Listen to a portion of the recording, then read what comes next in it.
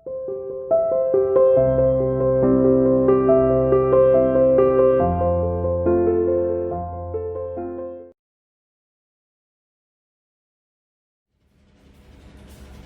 to CR International School online classes. Hello students, our today's topic is numerical of rate of reaction.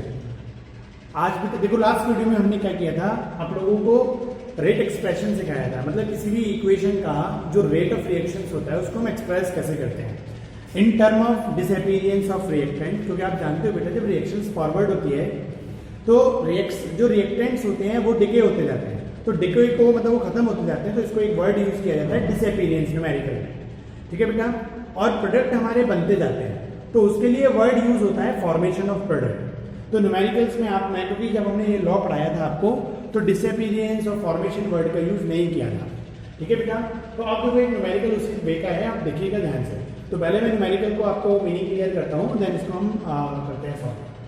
देखिए numerical क्या कर रहा है, NO2 react with F2 to form the nitrile fluoride, और उसका formula दे रखा है NO2F according to the given reaction. तो एक गिवन रिएक्शन से बेटा ये देखिए N2NO2 प्लस F2, और ये दोनों आपस में रिएक्शन करके क्या फॉर्म करते हैं आपके 2NO2F, ठीक है। क्लियर हो अब तक? तो सिंपल सी चीज हो गई, आपको गिवन डेटा हुआ। अब आपको बताना क्या है कि right the instantaneous rate of the reaction. तो देखो याद करो हमने बेटा रेट ऑफ रिएक्शन के दो टाइप आपको पढ़ाए थे, एक क्या था हमारा एवरेज रेट ऑफ रिएक्शन और एक क्या था इंस्टेंटेनियस रेट ऑफ रिएक्शन। और याद करो मैंने आपको बताया भी था कि सेम रिएक्शन का, जैसे ए और बी का एग्जांपल देके आपको बताया था कि आपका इसको अगर एवरेज रेट बताना है तो हम delta A upon delta T से रिप्रेजेंट करते हैं, आर इक्वल टू माइनस। और अगर मुझे इसी चीज का इंस्टेंट रेट बताना होता है तो मैं इसको क्या रिप्रेजेंट, भाई रिएक्टेंट है तो माइनस तो आएगी, तो डेल्टा की जगह क्या लगता हूं मैं डी, याद आया, तो D A upon D T. तो यहाँ बेटा इस क्वेश्चन में हमसे पूछ कह रहा है वो instantaneous rate of the reaction ही पूछ रहा है। तो इसका मतलब हमें जो रेट को एक्सप्रेस करना है वो किस टर्म में करना है, वो minus D A upon D T की टर्म में करना है, ठीक है बेटा। चलिए तो अब आगे और बढ़ते हैं। तो न्यूमेरिकल्स का बेटा सीधा सा फंडा है, अगर आप पूरा न्यूमेरिकल स्पीड में पढ़ के ले जाओगे तो आपको न्यूमेरिकल में कंफ्यूजन क्रिएट होगा ही होगा, ठीक है। तो इसलिए थोड़ा थोड़ा पढ़ते जाओ और उसको लिखते जाओ, समझते जाओ और लिखते जाओ, ठीक है पॉइंट। अब आओ बेटा इसमें दे रखा है हमें जो रेट बताना है वो किसका, इंस्टेंटेनियस रेट जो बताना है वो किस टर्म में बताना है। पहला बताना है बेटा रेट ऑफ फॉर्मेशन ऑफ आपका क्या है बेटा NO2F, मतलब इसके फॉर्मेशन के बेसिस पे रेट बताना है, ठीक है। तो जिस तरीके से बेटा वो रेट ऑफ रिएक्शन का बताने का मतलब यहाँ यही है, रेट को एक्सप्रेस करना, ठीक है बेटा। तो आप देखिए हमारा क्या है रेट ऑफ फॉर्मेशन ऑफ, तो मैं यहाँ शॉर्ट में लिख देता हूं कि R और किसका बेटा NO2F। तो वो अंडरस्टूड है कि भाई NO2F फॉर्म हो रहा है इस according to this reaction, Na2F का प्रोडक्शन हो रहा है, वो फॉर्मेशन हो रहा है, तो वो अंडरस्टूड है कि अगर मैं Na2F का रेट बताऊंगा तो वो ऑब्वियस चीज है, वो फॉर्मेशन का ही होगा, समझ में आ गया। तो इसमें बेटा फिर हम क्या करेंगे, अब ये इंस्टेंट की टर्म में बताना है, तो हमने वही बेटा ये क्या है प्रोडक्ट, तो प्रोडक्ट को क्या लिखूंगा मैं प्लस, ठीक है, और इंस्टेंट है तो डी, और फिर क्या होता है एक्टिव मास ऑफ आपके पास क्या जाता है NO2F अपॉन, सॉरी ये तो एवरेज के लिए होता है बेटा, यहाँ पे हमारे पास क्या आ गया डी, और हमारे पास क्या हो जाता है dt। क्लियर है पॉइंट। तो हमारे पास देखिए क्या रहता है, चलिए मैं एक बार शुरू से कर देता हूँ आपको, ये बीच में मिक्सिंग हो गई ये चीजों की। तो हमारे पास क्या है, जैसे रेट ऑफ फॉर्मेशन का बताना था, तो मैंने क्या तरीका बताया था, प्रोडक्ट है तो प्रोडक्ट का प्लस आ गया, इंस्टेंटेनियस है तो बेटा हम क्या करेंगे उसमें डी, और किसका बताना है प्रोडक्ट कौन है Na2 का active mass upon dt। Is it clear. लेकिन मैंने बेटा एक चीज और बताई थी, एक जो कॉमन न्यूमेरिकल बताया था स्टोइकियोमेट्री के टाइम पर, कि आगे जो कोफिशिएंट होता है बेटा, चाहे वो रिएक्टेंट के हो या प्रोडक्ट के हो, वो क्या हो जाता है, ये डेल टर्म से या डी के टर्म से पहले आ जाता है, वो भी नीचे फ्रैक्शन में। Is it clear. तो देखो हमारे पास क्या था सिंपल, अब हमें फॉर्मेशन ऑफ Na2F का बताना था रेट, तो ये क्या है प्रोडक्ट, तो प्रोडक्ट की वजह से मैंने प्लस लगाया, जो आगे कोफिशिएंट था उसको 1/2 कर दिया 2, ठीक है। इसका NO2 का एक्टिव मास हो गया, और इंस्टेंट है इसलिए डी हो गया अपॉन dt। अगर यही सेम चीज बेटा वो एवरेज रेट में कहना होता, अगर उसको निकलवाना होता, तो हम सेम चीज यहाँ पर क्या करते 1/2 और डी की जगह क्या जाता डेल्टा, है ना, NO2F का एक्टिव मास अपॉन बेटा डेल्टा टी, अगर वो एवरेज पूछता। तो देखो न्यूमेरिकल यही है सेम, बट उसके क्वेश्चन में उसने पूछा क्या है, इस बेसिस पर हमारा रिप्रेजेंटेशन बदल जाता है। तो पहली चीज क्लियर हुई बेटा। अब वो सेकंड पार्ट पे, तो सेकंड पार्ट हमारा क्या है कि rate of the disappearance of NO2। तो NO2 बेटा देखो हमारे पास ये रहा, तो अब रेट बताना है NO2 के डिसअपीयरेंस के बेसिस पर। तो वही सेम चीज NO2 क्या है बेटा, एक रिएक्टेंट, रिएक्टेंट है तो माइनस, जो आगे कोएफिशिएंट होता है वो कहां आ जाएगा बेटा, फ्रिक्शन टर्म में आ जाएगा, और D NO2 का एक्टिव मास अपॉन क्या बन जाएगा बेटा, dt। क्लियर। तो थर्ड हमारे पास क्या बन गया, आपके पास rate of disappearance of F2। तो ये हमारे पास वही सेम चीज, ये भी डिसअपीयर हो रहा है माइनस, है ना, और हमारी इस इक्वेशन में बेटा F2 का आगे तो कुछ भी नहीं है, तो हम क्या मानते हैं, वहां पर 1 मानते हैं। क्लियर। तो 1/1, तो आप इसको लिखो या मत लिखो, कोई फर्क नहीं पड़ना। क्लियर। तो हमारे पास क्या है, D F2 का एक्टिव मास अपॉन क्या बन गया बेटा, dt। तो ये देखो बेटा हमारे क्या हो गए, इंडिविजुअल हो गए, कि पहला वाला हमारा rate of the formation of NO2F के बेसिस पर रेट ऑफ रिएक्शन हो गया, ये भी हमारे पास क्या हो गया, NO2 के डिसअपीयरेंस के बेसिस पर, ये F2 के डिसअपीयरेंस के बेसिस पर। अगर बेटा इसमें एक पार्ट वो और पूछता आपसे, ओवरऑल रेट ऑफ रिएक्शन, तो अगर ओवरऑल का मतलब है हमें सबके बेसिस पर एक साथ बताना है, तो वो देखो क्या बनता है, रेट इक्वल टू इन सब को भी बेटा देखो, चाहे हम NO2F के फॉर्मेशन के बेसिस पर बताएं या इन दोनों के डिसअपीयरेंस के बेसिस पर बताएं, एक्चुअल में ये बता तो पूरी रिएक्शन का ही तो रेट रहे हैं, तो इन सब की वैल्यू क्या है, आपस में इक्वल। तो अगर इस न्यूमेरिकल में वो पूछता ओवरऑल रेट ऑफ रिएक्शन, मतलब आपसे कहता ओवरऑल रेट ऑफ रिएक्शन को एक्सप्रेस कीजिए, ठीक है ना, और रिएक्शन को शॉर्ट में, तो हम देखो क्या करते हैं, R इक्वल टू, पहले हम इसका रेट लिख देते हैं प्लस 1/2, है ना, D NO2F का active mass upon dt equal to क्या आ गया बेटा, माइनस में 1/2, ठीक है, हमारे पास D NO2 का एक्टिव मास अपॉन क्या हो गया बेटा, हमारे पास dt इक्वल टू, फिर एक दूसरा रिएक्टेंट है वो भी माइनस रहेगा, और ये हमारे पास क्या है, D F2 का एक्टिव मास अपॉन dt। तो that is the overall rate of the reaction for this equation, given equation. ठीक है बेटा। तो देखो ये मैंने सेम सवाल इसलिए बहुत सिंपलेस्ट न्यूमेरिकल कराया है, ये सेम जो मैंने एक बेटा आपको स्टोइकोमेट्री का कल लास्ट वीडियो में जो न्यूमेरिकल था, N1A plus N2B equal to N1, ठीक है बेटा, C प्लस N2D, ये उसी बेसिस पे एक फॉर्मूला बनाया था और उसी तरीके से ये न्यूमेरिकल कराया। ठीक है, चलिए अब नेक्स्ट न्यूमेरिकल बेटा जो हम लेते हैं उसमें क्या है, उसमें आपके पास क्या मिलेगा बेटा, वैल्यूज मिलेगी। यहाँ तो केवल हमने इक्वेशन के बेसिस पर रेट को डिफाइन किया है, एक्सप्रेस किया है केवल, लेकिन कोई वैल्यू नहीं निकाली, न्यूमेरिकल वैल्यू नहीं निकाली।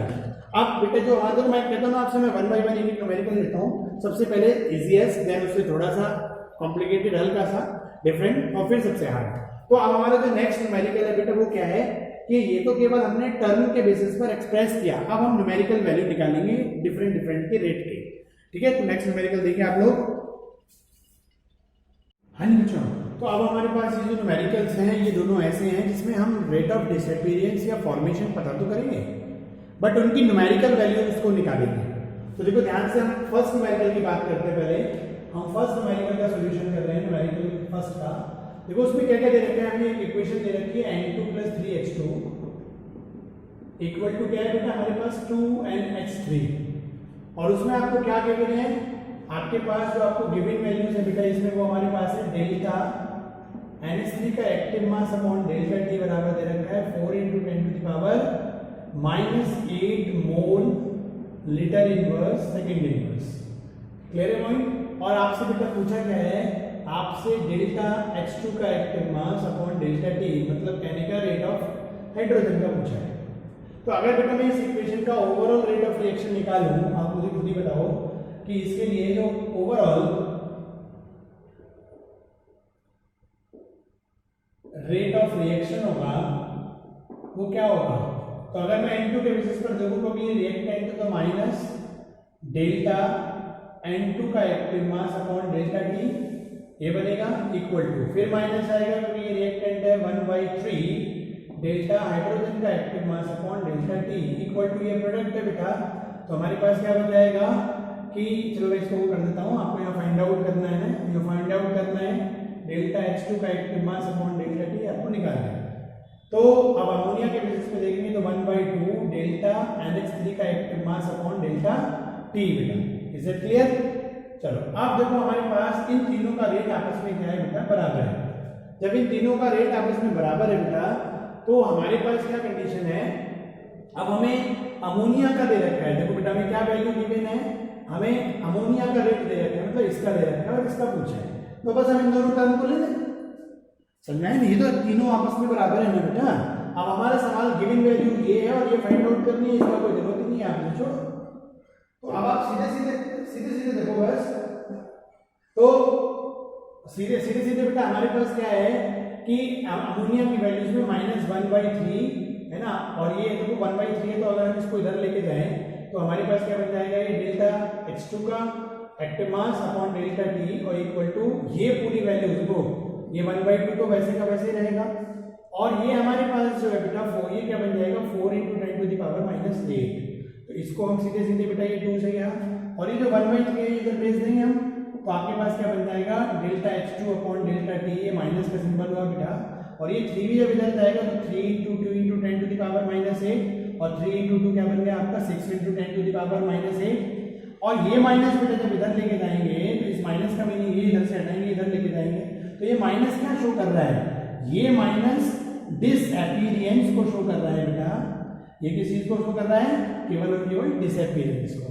तो आपके पास बेटा हाइड्रोजन का रेट ऑफ डिसअपीयरेंस आ गया। क्लियर है पॉइंट? ठीक है, तो हमारे और वो यूनिट देख लो आपकी क्या होगी, वही मोल, लीटर इनवर्स और सेकंड इनवर्स। समझ में आया? पहले आपने पूरा निकाला, फिर गिवन वैल्यूज और फाइंड आउट वैल्यूज को रोका, बाकी को हटा दिया, इसकी वैल्यू थी केवल, इसकी वैल्यू गिवन थी, तो आपके पास आ गया। क्लियर है पॉइंट? बहुत सिंपल न्यूमेरिकल है। चलिए अब हम अगले न्यूमेरिकल की तरफ बढ़ते हैं बेटा, जो हमारा सेकंड न्यूमेरिकल भी इसी तरीके का है बेटा, लेकिन बस थोड़ा सा अंतर है कि उसमें बेटा हमारे पास वैल्यू जो है वो आयनिक इक्वेशन आयनिक दे रखी है। देखो ये इक्वेशन है हमारे पास BrO3 नेगेटिव। चलो मैं सीधे इस इक्वेशन पे ही वो लगा देता हूँ रेट लॉ, है ना, ओवरऑल आपके पास बना देता हूँ, ओवरऑल है ना रेट ऑफ रिएक्शन। क्लियर है पॉइंट? तो देखो क्या बनेगी हमारे पास, माइनस ये हमारे पास आया बेटा BrO3 नेगेटिव का एक्टिव मास है ना delta upon delta T equal to, ये भी हमारे पास क्या है रिएक्टेंट, तो -1/5 डेल्टा Br नेगेटिव अपॉन में क्या आ गया डेल्टा T, ये भी H है हमारे पास वही same simple -1/6 H positive ion का delta upon delta T equal to में क्या आ गया, ये हमारा प्रोडक्ट है बेटा, तो प्लस में 1/3 delta Br2 upon delta T equal to हमारे पास वाटर है बेटा, ये भी प्रोडक्ट है, तो वही प्लस में और प्लस में देंगे 1/3 डेल्टा H2O का active mass upon delta T। हमने ओवरऑल निकाल लिया। अब वो आपसे कहना चाह रहा है बेटा, सवाल पढ़िए थोड़ा ध्यान से, how is the rate of appearance of bromine, मतलब वो अपीयरेंस मतलब इसकी बात करना चाह रहा है, is related to the rate of disappearance of bromide ion. Bromide ion का है यहाँ, मतलब इन और इन का रिलेशन को आपसे पूछना चाहता है, इन दोनों में क्या रिलेटेड है ना। आप बस इन दोनों को रखिए, बाकी को हटा दीजिए, तो आपके पास क्या हो गया 1/5 डेल्टा Br1 नेगेटिव आयन का active mass upon delta T equal to 1/3। ठीक है बेटा, हमारे पास डेल्टा Br2 का active mass upon delta T। इन चीजों को आप उधर ले आइए, तो आपके पास क्या बन जाएगा Br1 नेगेटिव का active mass upon delta T equal to, ये 5 उधर जाएगा तो 5/3 हो जाएगा डेल्टा Br2 का active mass upon delta T, और ये माइनस है तो ये माइनस सिंबल है, तो माइनस तो केवल क्या बताएगा, केवल ये अपीयरेंस और डिसअपीयरेंस को बताता है। तो कहने का ब्रोमाइड आयन से ब्रोमीन आयन जब बनेंगे तो 5/3 टाइम्स रहेंगे। आगे पॉइंट समझ में, तो इस टाइप से, और अगर ब्रोमीन से उसकी टर्म में बताते हो, अगर इसकी टर्म में बताना चाहते हो बेटा और करके, तो हम delta Br2 upon delta T अगर रखते हैं तो इन सबको उधर ले जाओ, तो -3/5 डेल्टा Br1 नेगेटिव का active mass upon delta T। तो एक आप इसके से इसको टर्म कर सकते हो, आप इससे इसको रिलेट कर सकते हो। ठीक है बेटा, तो इन दोनों का रिलेशन निकालना, इज दैट क्लियर? तो इस तरीके से बेटा हमारे पास ये चीजें बन रही है। ठीक है, एक दो इसके और थोड़ी सी न्यूमेरिकल, मैंने आपको एक PDF में न्यूमेरिकल दिया है बेटा, LN का जो लास्ट पेज में न्यूमेरिकल है, अब आप उसको करिएगा और प्रॉब्लम आए तो बताइएगा। ठीक है, फिर हम स्टार्ट करेंगे नेक्स्ट वीडियो में रेट लॉ वगैरह। ठीक है, ओके, थैंक यू।